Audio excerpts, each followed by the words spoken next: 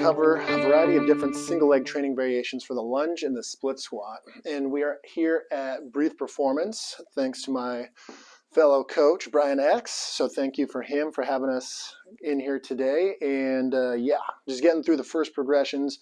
These will start with the easiest and we will build to what is more complex. Essentially, we'll start with a suspension trainer, which similar to our other video, we went over how to use corrective exercises to help someone get into the single leg training positions. With the suspension trainer to start, you can use this as a corrective, or again, if somebody is regressed, deconditioned, or coming off of an injury, or they're in the rehabilitative process, using a suspension trainer at any point is a completely fine regression for the split squat, or a single leg squat, or an RDL. So for our split squat and our lunge progressions, what we do is we just take a suspension trainer. Again, you can even grab a rack if need be, but just something that helps the individual offset some of their weight and load to an external apparatus, and then we can coach them to work through the split squat. Remember, a split squat is a little bit easier than when we're locomotive and if we were to go to a lunge progression. So both of these can be done with a suspension trainer, with rings, with some external focal point so that they can offset their load. Another thing that we can do that makes these progressions even tougher is just put them under tension and start to either do tempo sets or work pauses, right, in the bottom of the range of motion so that they can build resilience in this pattern before they start progressing to a landmine or free weights if we're doing a split squat or a lunge. Even still using a suspension trainer, there's one very cool variation that you can do that is a single leg pattern, and that is the skater squat or the bowler squat, where rather than stepping back and placing the stone on the ground, we can offset load and work a completely free-floating single leg squat. Another variation, not as big of a fan of it from a functional standpoint, but you can even put the leg in front, right? If somebody has the posterior chain mobility in the back of the offset leg and the front line strength to keep this leg braced out in front while they are doing equal knee and hip flexion using a suspension trainer. So those are just more advanced variations of what you can do with a suspension trainer.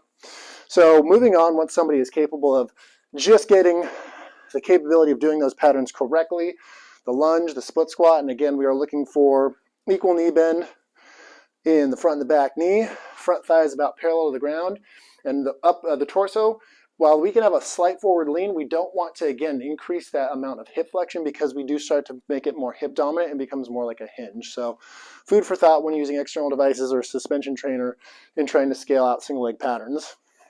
One of the first things I like to move to once somebody has the prerequisite kind of motor pattern to do those skills, I like using a landmine because it still adds a form of external balance or assistance while we are starting to load weight. So one of the easiest ones to do first is just a front side loaded, and then we can come back with a foot. We allow the individual to lean slightly so that they have frontline support, and same idea of equal knee bend in the front knee and the back knee with a minimal forward torso lean. We can also do that with a lunge variation. And then another video we'll cover how to do this with a single leg landmine variation, single leg deadlift. Once we have that capability, we can also load either side laterally. We can hold in the front. You can also come into a Zercher position. And from here, we can have the individual step back, working more through the groin and oblique systems to keep themselves kind of braced. And then if we want to make it more difficult and come through the opposite oblique system, we can step with the outside leg. And again, we can do this with a Zercher variation as well. And of course, we can put weight on that as necessary. So what the landmine helps us do is offset some of the external load in either the frontal or the sagittal plane. And it also can help work a little bit of transverse plane bracing if we're doing and holding from the side, kind of the same way we do a single arm hold, which I'll show you in a minute.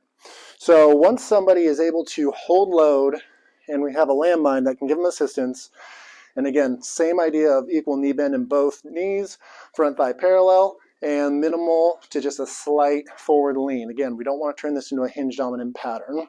So those are different ways that we can load the lunge and the split squat with a landmine. Once somebody is showing that they have prerequisite strength and the motor control to do those patterns, one of the easiest ways to start using a free weight or an open chain exercise is kind of an exertion variation. I call it the bear hug kind of loading pattern, where you get a ball, medicine ball, usually works best, a sandbag, and then they can hug it right in front of their belly button, since this is closest to their center of gravity, so the weight and external load will be easiest to control. So same idea, we can have them come back and work a lunging pattern. And with the weight being so close to their center of gravity, it makes it a lot easier to keep those positions of minimal forward torso lean and being able to bend the knees at about an equal angle as we come down. And remember, another thing that we can do with this is we can start to tempo. So if I use a lunge pattern, I can go down with like a 3 second eccentric, match with like a 2 to 3 second hold, and then we can come up. So the individual starts to get comfortable with an open chain loaded single leg training pattern. When it comes to start loading weight, you can use a dumbbell or a kettlebell, and believe it or not, going symmetrical loading with the hands by the side is actually a later progression. One of the easier ones to do, and similar to the bear hug squat, is a goblet variation. The reason we like the goblet variation is because, again, with the weight loaded in front of me, it does two things. It is still closer to my center of gravity, as opposed to holding it behind me or holding it on my neck like I would a barbell. Plus, reactively, we have to keep the posterior chain engaged, so we allow the individual to feel what it's like to load, and if they come forward, they will feel it a little bit more so in their low back, and then that will kind of be an automatic intrinsic cue that they're not getting the proper torso angle. So if we come into the goblet pattern, we can still load that split squat. We can also load that lunging pattern. Once somebody is capable, again, of meeting the prerequisite right front thigh about parallel to the floor, equal knee bend in both knees, and minimal torso lean, then we can start to have fun and do offset loading. Offset loading, similar to the landmine, works more through the oblique sleeve and the lateral line, really forcing a lot more engagement through the core musculature down through stabilizing the hip. If I come on this side, it's a little bit easier because I'm stacking on this hip. This oblique squeezes, and I use this extension through this hip to come up and down. If I offset, now the amount of stability for the opposite oblique system is much more challenging. So when we load a single leg lunge or a squat pattern, if we are on the same side, which is called ipsilateral, this is a little bit easier to control. If we offset our load, this becomes a lot more working through our functional sling and trying to control as we flex and extend. From there, I do like to start loading heavy. We can go symmetrical loading, one weight in each hand. We can start loading a barbell, right? In another post, I talked about how I enjoy either doing a zercher first, because the zercher, again, keeps the weight as close to the center of gravity as possible, making it easy to manipulate.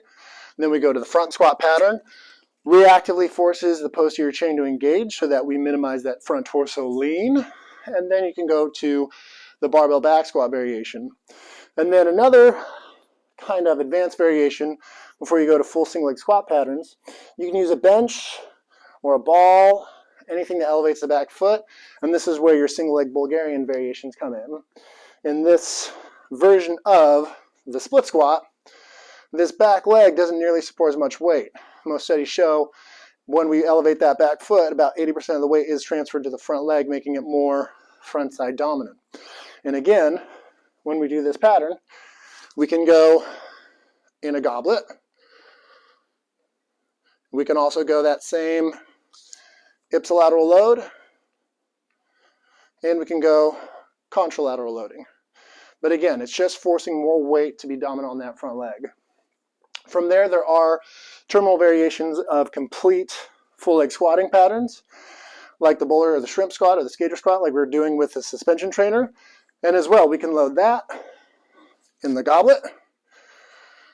We can load it ipsilateral, and we can load it contralateral. But again, those are terminal, or in other words, the most difficult progressions for single leg squatting patterns. Again, you can use a barbell at those. I usually don't.